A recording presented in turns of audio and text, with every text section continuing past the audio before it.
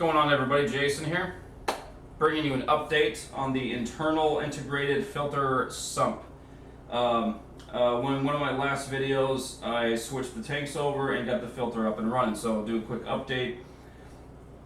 Okay, number one, when I had set this up the first day, overnight, the water level in the chambers with the pumps dropped 2 inches overnight. The reason being is when you switch over a tank and you're putting in the old water and switching everything around, your water is going to get pretty dirty. So when I put the filter floss in there, this pump worked so good that all the debris went into that filter floss, clogged it up, and so the water was not able to go down through the first chamber because it was clogged, and which dropped the water level into the chamber with the pumps by 2 inches. So immediately I took out the filter floss and replaced it, and since that took out pretty much all the gunk in the tank, now my water level is staying relatively stable. So the filter is working great. However, because of that, if you got a very dirty tank, you're definitely going to have to keep an eye on your filter floss. And that's the other thing I like about this tank. My water is pretty much crystal clear. I haven't utilized filter floss in a long time because I was using the sponge filters. The sponge filters work great, don't get me wrong. I mean, that's why I'm using them for my biomedia. But sponge filters will not polish your water like filter floss will.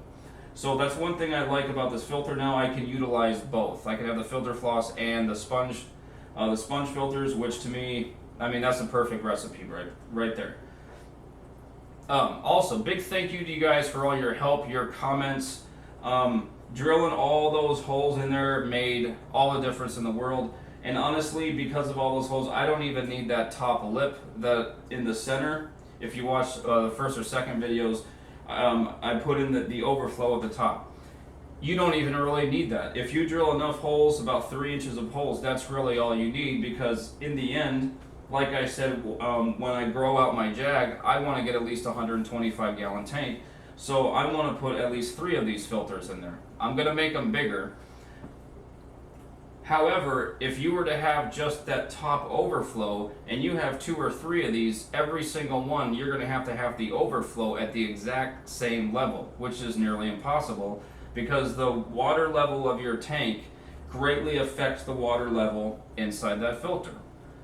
So, long story short, drilling all those holes or having a whole bunch of slots or whatnot works 10 times better than just having an overflow top. You can do both, but there's really no need to when you drill all those holes. That's a must. That made this filter. I want to say, can make or break it. If I did not drill all those holes, this filter would not be working. So, thank you guys for your comments and your inputs. That helped greatly. Aside from that, everything's working. The water flow going through the heaters is working. My tank's at 78 degrees. My Jag's doing good. He's kind of a little weirded out right now. I was like, what are you doing? You making a video? He bit my finger the other day. He's doing good. He's eating. I think he's gotten a little bit bigger already, maybe by, I don't know, 1/8 inch, 1/4 inch, not sure. But he's definitely grown in a couple of weeks. Other than that, yeah, filter's doing good. If anybody interested in making one of these, go for it. Now it is working.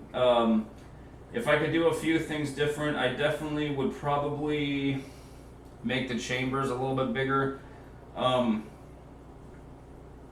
Probably not even so much the middle chamber, but the chambers with the pumps, I think maybe should probably be a little bit different. But it's only a 40 gallon tank. You can't make it too big. However, but it's working. It is working.